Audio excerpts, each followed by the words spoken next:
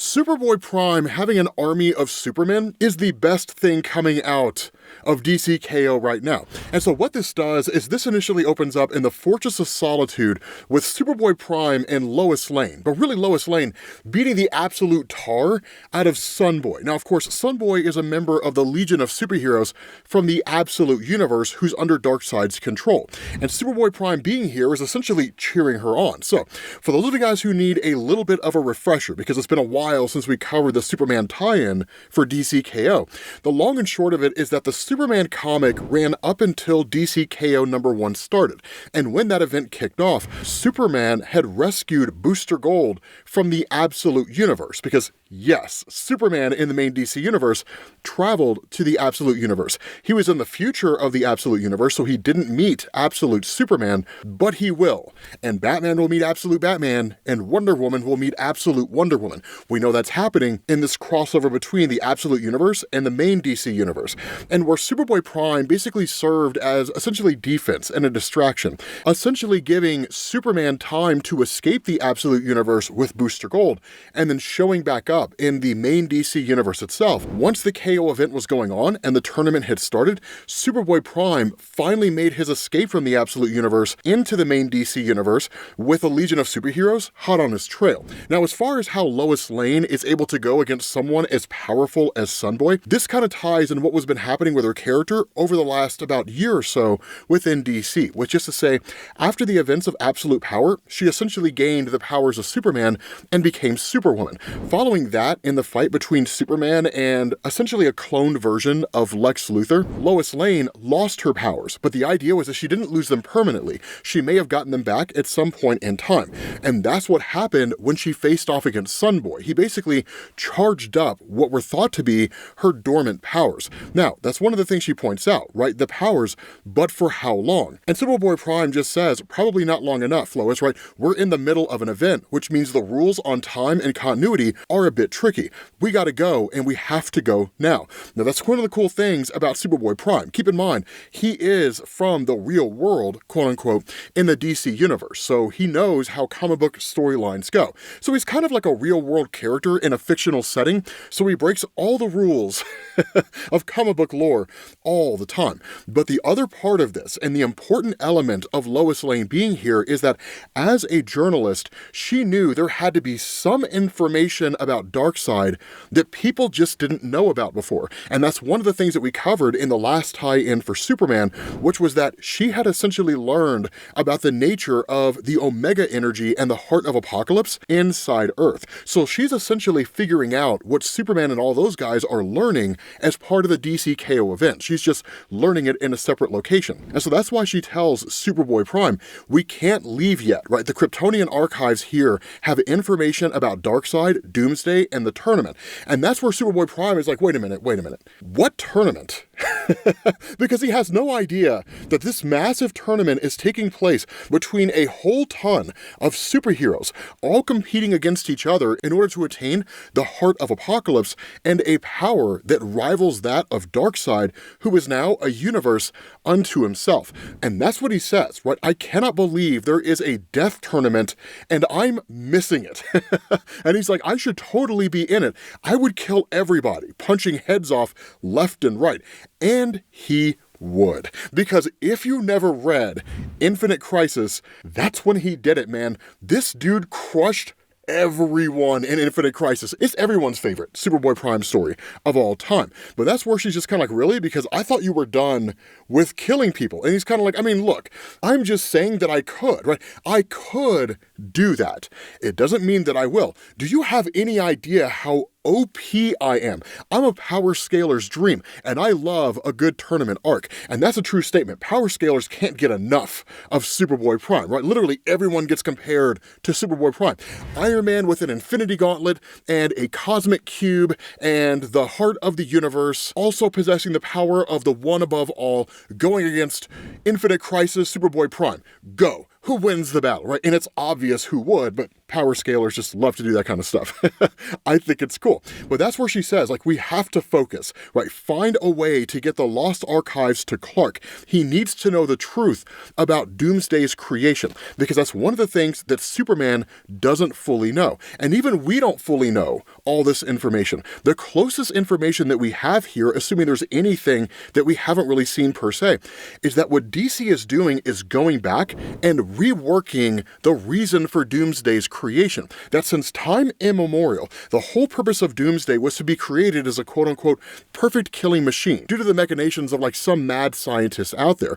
Whereas now the big change seems to be that Doomsday was created to be the antithesis to Darkseid, and Superman doesn't know that. And so that's why Lois says, right, we have to get that information to him before Darkseid's little minion here wakes up. And that's where Prime is just like, I mean, hold on, right? Like, I totally realize where we are, and I think I have an idea. He's like, I'll be right back, and he just takes off. And at that point, right, Lois is like, I should ask Martha whether Clark ever took in strays as a kid, right? Because this is her best chance to learn everything she ever wanted to know about her husband when he was a little kid. The little things that he just doesn't talk about, right, you know, to her. Elements of his life that she will just never really know because he never brings them up. But the funny thing here is that in the midst of that, the Legion of Superheroes comes back too again. And Lois doesn't know how long these powers are going to last. And so at that point, they're just kind of like, Superboy Prime's annoying you too, huh, right? How about you join us, Superwoman? Your best chance of survival is to pledge yourself to Darkseid. You can prove your loyalty by killing Superboy Prime. And that's where she's just kind of like, how about no, right? And at that point, the Legion's like, then you will die just like the rest of this world. And they go on the attack. Now, the best she can do at the moment is to essentially bob and weave. And that's where she's like, Prime, right? And he's just like, hold on, right? Where are you? And that's where the Legion's like, these Kryptonian archives are a threat to Darkseid. We have to get rid of them. They have information, presumably, on his strengths, his weaknesses, and how to defeat him. And Lois, of course, hearing all of this, immediately goes back on the attack, trying to stop the Legion. And then in the midst of all of that, when they're like literally hell-bent in killing her, Superman appears out of nowhere. And Superboy Prime is just like, Superman is here to save the day. And Lois is just like, Clark? Like, what in the heck? And Clark, for the most part, just kind of ignores her and immediately starts going against the Legion. But one of the things that you're kind of noticing here is that he's not nearly as strong as he traditionally is. That while he is able to go toe-to-toe with the Legion, it's not quite the Superman that we're familiar with, specifically after DC KO issue number 2, the story that we just covered, where he got the powers of Darkseid. He literally got the Omega Sanction and arguably became the new Darkseid in DC Comics. And so with him facing off against the Legion, Lois is just sort of like, I mean, I don't mind stepping in and saving your life, Superboy Prime, because you brought my husband back to me, so it's the least that I can do. How did you find him? And Prime is just like, you know, we'll explain after we're done with the Legion of Superheroes. And so at that point, Prime takes off, right, to the archives for the fortress, and he's just like, right, we have to move as fast as we can. The Legion are like cockroaches, right? You stamp one out and a dozen take their place. And so he says, if we're getting these archives, we need to get them now. And he says, hey, Superman's mom, right, don't worry, I know what to do. Superman, come over here. And Superman just shows up over there and doesn't really ask any questions or anything, almost like he's just following orders. And that's where Lois is like, what in the world is going on here, right? Like, Clark, what happened in the tournament? Where is everybody else, right? Bruce, Diana, Kara, like, what is going on? And she goes to touch him, and when he turns around, half his face is gone and he's a robot. And Lois immediately panics because her first thought is, this is Hank Henshaw, Cyborg Superman. And at that point, Superboy Prime is like, no, he's not Cyborg Superman, right? He's one of the robots that Clark made a long time ago. And if we want to get the truth about Doomsday and Darkseid to the real Superman, we have to get him to the Time Trapper. Now, there's two things to know here. Number one, this is only one half of the story that's happening right now within the Superman comic.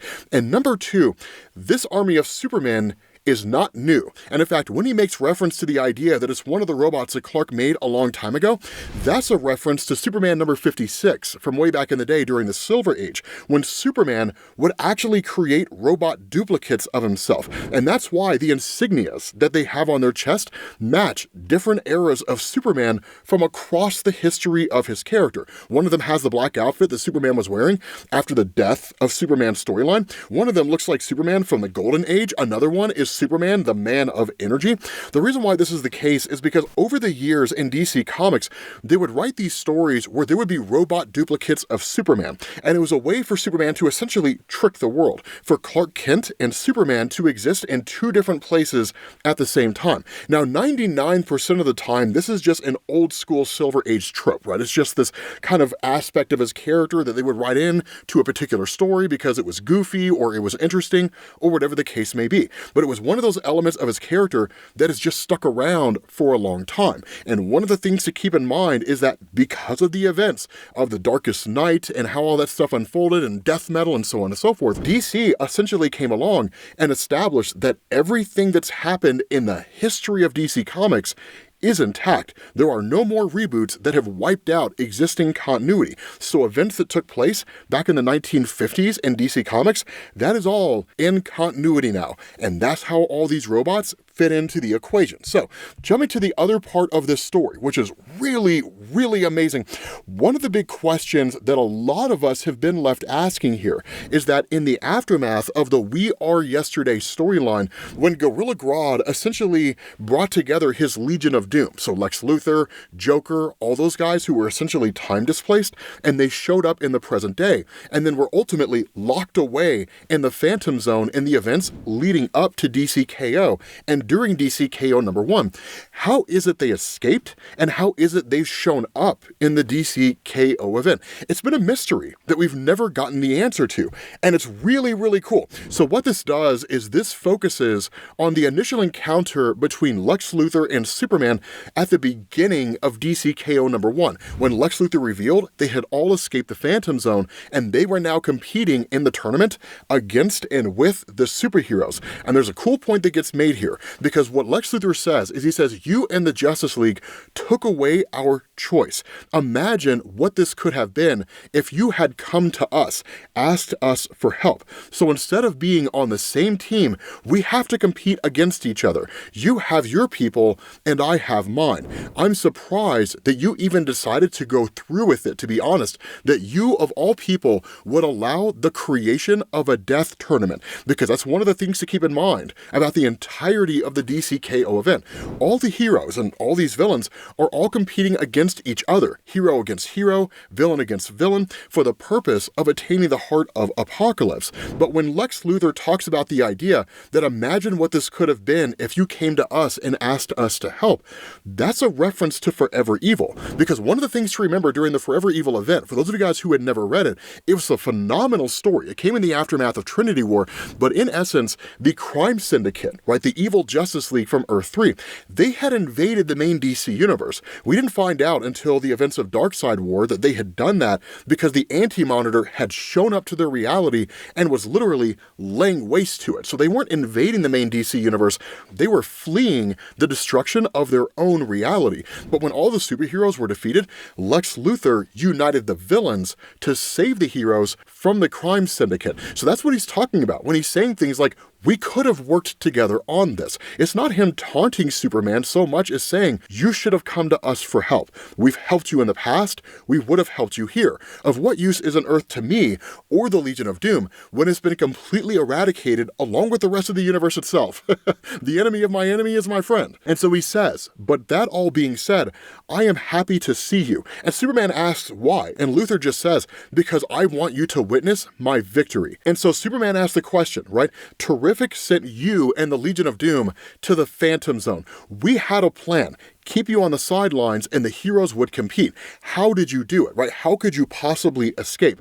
And so what this does is it jumps back to when the whole plans and the machinations of DCKO were coming to fruition, which is to say, when Doomsday and all the superheroes were coming up with the idea of hosting a tournament so that the individual who demonstrates themselves as being most in line with the philosophies and the mindset of Darkseid would be able to harness the Heart of Apokolips, because that's the requirement. Superman can't just go to the center of the earth and take the Heart of Apokolips and leaves. The Heart of Apokolips will only answer to those who fall in line with the ideologies of Doomsday. And so as these plans are basically being organized, Gorilla Grodd chimes in to Lex Luthor, and he asks him, right, are you hearing this? And Lex just says every word. And thankfully, you maintained our mental connection over the years, Grodd. And Grodd just says, indeed, right? And he says, I suspected something like this was on its way. The question is, why? And the response of Grodd is, it doesn't matter, right? The heroes are building a plan,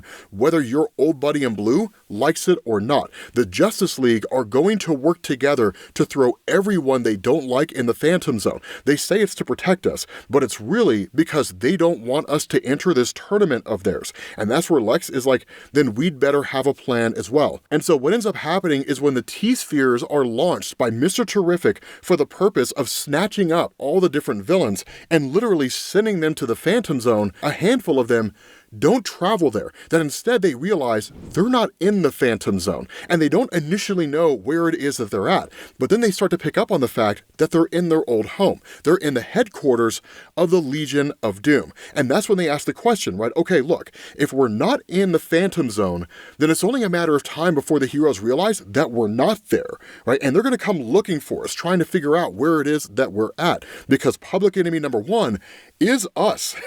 And that's where Lex is just like, they're never going to come looking for us, because as far as they're concerned, we're in the Phantom Zone. And the question is asked, how in the world could they possibly believe that? And Lex just says, hard light holograms, my dear Giganta. And he says, an old trick we used to play in our Injustice days. As far as the Justice League knows, we are in the Phantom Zone because we had advance warning, and I was able to redirect some of Terrific's T-Spheres to here instead, that it will only buy us some time, but it'll buy us just enough time. And so at that point, the rest of the Legion is like, so then what? Like, what are we buying time for? And that's where Lex says the Justice League is trying to capture a weapon called the Heart of Apokolips. To do so, they need to enter a tournament and prove to themselves that they can be ruthless, to not hold back, to show no mercy. In short, they need to show that they can be us. And if that is the only way they can save the world, then they will fail, because at some point, they will hesitate. They will show mercy. And the winner has the opportunity to defeat Darkseid and to fix the world, essentially recreate it in their own image. And who better to fix the world than me? Because Lex Luthor is a dick. Right? And that's where Cheetah's just like, it's always about you, isn't it, Lex? And that's where he's just like, do you really think you're gonna win, Cheetah? Do you really think you're gonna win this tournament? And initially, she goes to attack him, right? She's like, you may be smart, but you do not have my fighting prowess. And where her and Lex are in the middle of a fight with each other, the Joker starts laughing, and he's like, Lex, Lex, Lex, right? You and me back at it again, just like old times, right? Shall we stab each other in the back now, or wait until the end of the tournament? And then he looks around, and he's like, and this bunch, this is who you choose to bring along for the ride. And Giganta is just kind of like, I will smash you, clown. And Joker's just sort of like, in heels, I hope. So that's clearly where Joker got the idea of smashing Giganta during DCKO number 2. You kind of see how it all ties together, right? These little moments are so awesome when it comes to these stories. And so at that point, right, Lex just says, enough, right? This group will infiltrate the tournament and win. Simple strategy, Joker. Not everything has to be chaos. But then Starro chimes in and he asks, how are we even getting to this tournament? Where is this thing? And Lex just says, the center of the earth. The League is taking a nexus to Skataris as the gateway. And that's where Starro's just like, are you nuts, right? Like, how are we going to get there without anyone even seeing us? How are we going to arrive at the center of the earth? If we're flying in a jet or something, they will know. And that's where Lex is just like, then we have to be smarter and use my own creation to sneak past them, which is exactly what Lex does, effectively cloaking suits. And he's just like prepare to enter the Nexus. And that's exactly what they do. That's how they show up in DCKO. And so at that point, you switch over to the Graveyard of Gods from DCKO number 2, when at that point, they're on the hunt for 16 of the most powerful artifacts throughout the entirety of the DC universe. And of course, things transpired exactly as we saw. But this is one of the things that Lex Luthor talks about, because we never really got to see the event from his perspective. And he says, it has nothing to do with how strategic I can be. And it's not just because I can go to the depths of my soul and far past anything you are capable of, Superman. It's about sacrifice, that I have no problem with all my allies falling on the battlefield. They can all die as far as I'm concerned.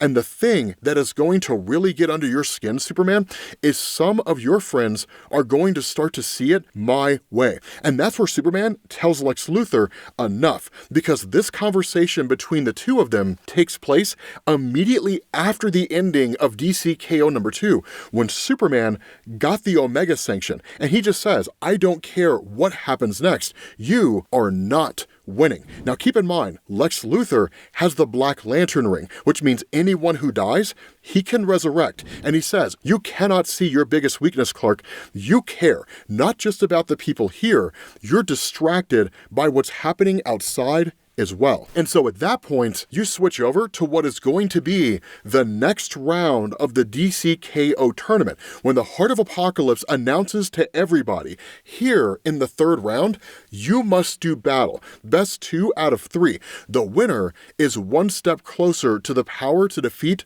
Darkseid. And this battle will commence with Superman against Captain Atom. Captain Atom being arguably one of the most powerful beings to exist in any universe in DC Comics. And the battle after that is Lex Luthor versus the Demon Etrigan. With that being said, guys, we're going to bring this video to an end. Cliffhangers, and I will catch you all later.